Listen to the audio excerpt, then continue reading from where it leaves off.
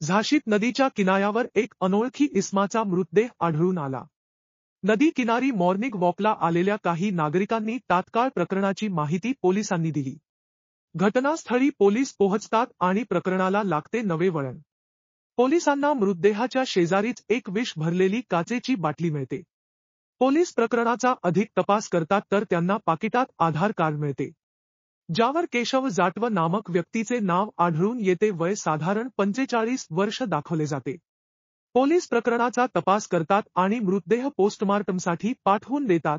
पोलिसांना अधिक तपासात हा मृतदेह मध्यप्रदेशच्या दतिया इंदरगढ येथे राहणाऱ्या केशव जाटव यांचा आढळून आला. बातमी कळताच केशवच्या पूर्ण गावात खळबळ उडते.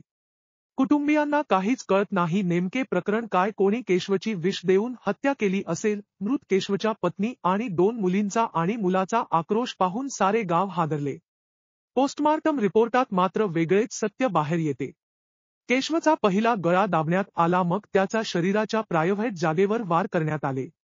इतकेच नव्हे तर पोलिसांनी अधिक तपास केला तर त्यांना आणखी पुढची स्टोरी उलगडून समजली. पोलिसांना गावक्यांकडून कळले की केशवच्या घरात केशवच्या बायकोच्या मेहुण्याचा जास्त येणेजाणे हल्ली वाढले होते. यावेळी केशवच्या भावाने वहिनी आणि तिच्या मेहुण्यावर आपल्याला संशय आहे अशी गोष्ट पोलिसांना बोलून दाखवली. पोलिसांनी अधिक तपास केला तर त्यांना काही पुरावे मिळाले, ज्यामध्ये मृत केशवच्या बायकोचे आणि